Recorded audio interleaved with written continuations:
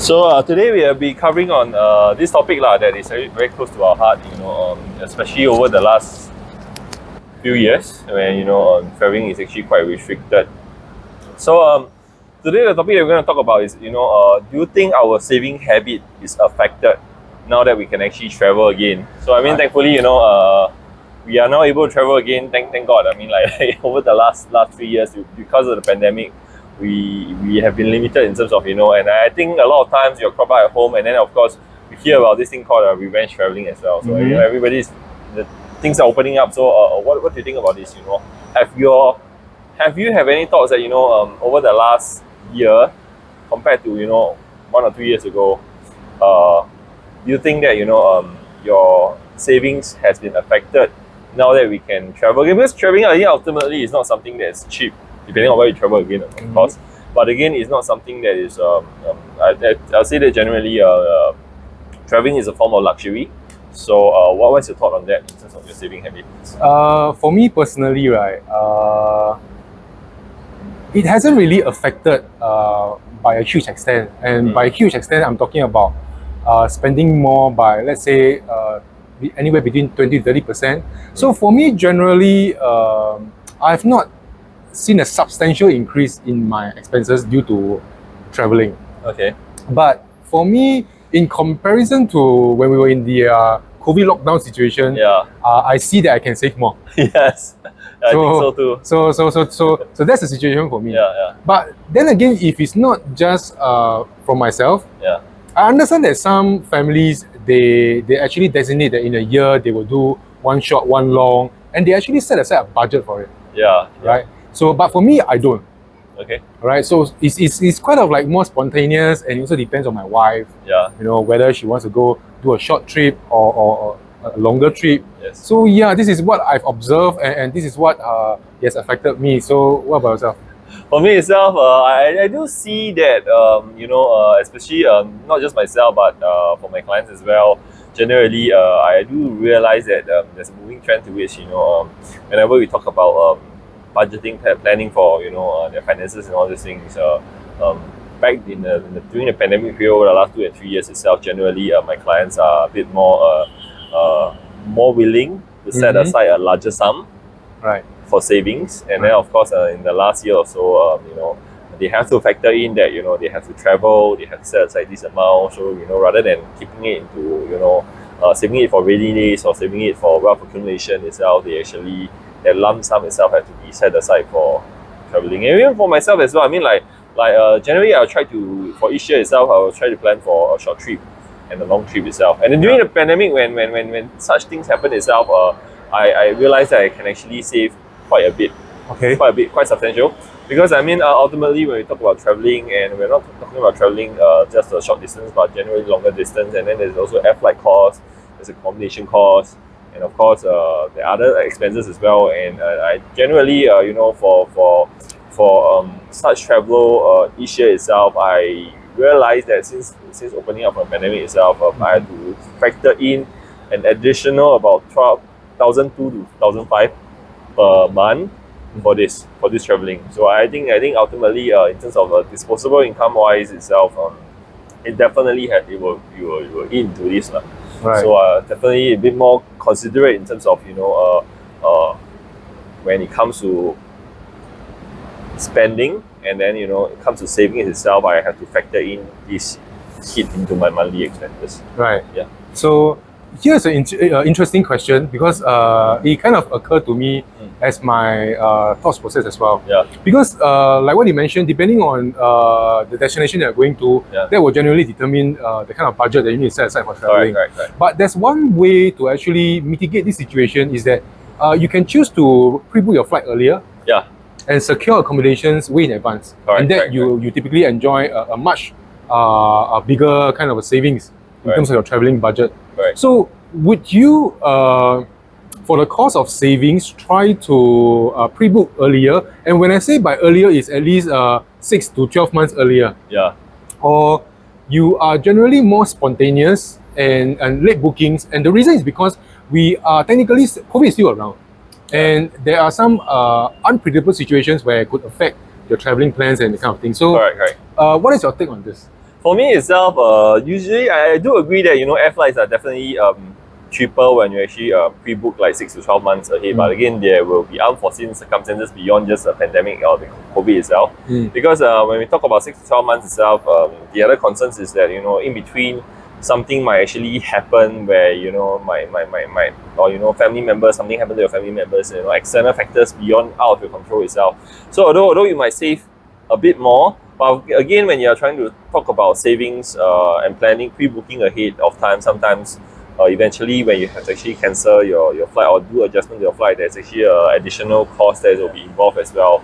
But I think it's a fair sum, I mean, like ultimately. But of course, in my situation itself, it's quite fixed there because when I bring my family out for holidays itself, my son is in primary school, so I mean generally the dates that we can look at is also more limited, Right. and it's during the peak period. So I think it does help that if we book it 6 to 12 months earlier. Yeah, because otherwise that cost that might be if we were to book it closer, which I feel it already this year when I was actually booking for my trip to Japan itself. When I was looking at the price back then in January and February itself. Right. Our trip is actually in end December this year, and when I was looking at the price in February and December itself, January and February itself is actually still relatively fair price. Yeah. So, but then again, when I look at it again in May this year, I start to realize there's actually an increment of about 20-25% of the airfares. So I was like, wow, so expensive, I have to quickly book now. Otherwise, if I were to wait and delay it further and be a bit more spontaneous, as you said, and then I think that cost will be quite substantial. If I were to book it, because I mean, like, and especially we have to look at destination as well. If it's a very popular destination like Japan itself, then definitely more deliberate planning has to be done so that to save some cost. Right. So how about you? For you, Daniel? I mean, like generally, do you book 6 to 12 months earlier generally for yourself? For me, when it comes to travel, my wife is the main planner, and I'm lucky enough that she plans very well in this area, and she takes care of all the flight and accommodation. She plans advance as well. She understands the family, our preferences, and also for that I'm very blessed. So, but she plans way in advance. 12 months, 6 months. Okay. So we are able to secure a very much cheaper and affordable accommodations and ticket travels. So, but with that in mind, it also means that we have to block out our dates. So as much as whatever we can control in terms of our schedule, we have to stick to that.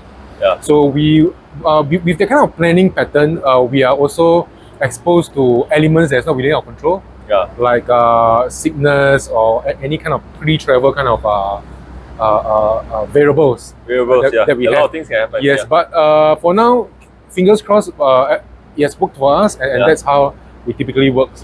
But if you're talking about shorter travels, like any neighboring Southeast Asian countries, it's pretty ad hoc for us as well. So so it depends, I think. But then again, I mean, like knowing your family dynamics itself, do you all have preference to travel, because you have the options of traveling peak or non-peak? Yes. So I mean, like, do you have a preference, like or you all will be a bit more deliberate, like you all plan for off peaks rather than the peak period? But of course, during the winter period is generally a hot seasons for travelers as well. Yes. But would you all look at? These days, I'm seeing that things are becoming a bit more deliberate, where we try to do a short and a long as well. And the long usually will be towards the year end, because we prefer to spend Christmas and New Year I see. overseas. So and I see that it's becoming a kind of pattern or tradition for us. So I think we will be looking to upkeep that. I see. Yes. So yes, and for children, they are still school going, so we have to make sure it coincides with the school holidays as well. So with that in mind, yes, that will also contribute to the additional costs. Irregardless whether which destination you're going to. Yes. And I think that one thing that I also noticed is that generally not just our flights but accommodation as well. Yes. You book earlier generally is a bit more relatively cheaper. Yes. So I think I'm experiencing that as well in terms of cheaper accommodation if you plan it earlier. So do you plan earlier as well for accommodations and definitely. Our air tickets and our accommodation, because majority these are the two biggest factor that contributes to the overall budget of the travel. Yeah. So yes, we do it. We do it that way. Yeah. So for us itself, I mean, definitely because of all these careful planning, a bit more responsible in terms of knowing the fact that traveling is and creating memories with families is precious. At the same time, we have to be financially responsible as well. So in terms of that itself, definitely with all this advanced planning, we do save on cost itself. But I think in terms of the saving habits wise, is there any other, how I say, is there any other way that we can try to reduce our and increase our because we have there's a trade-off definitely when we talk about having to travel, but again, is there other ways other than pre-planning ahead for our flights, for our accommodation? Is there other ways that we can actually save currency exchange? Oh yes, this is one of my this is one of my wife's favorite, where because we, like what I mentioned, we pre-book earlier. Yeah. So we understand that exchange rate FX plays an important part as well. Yeah.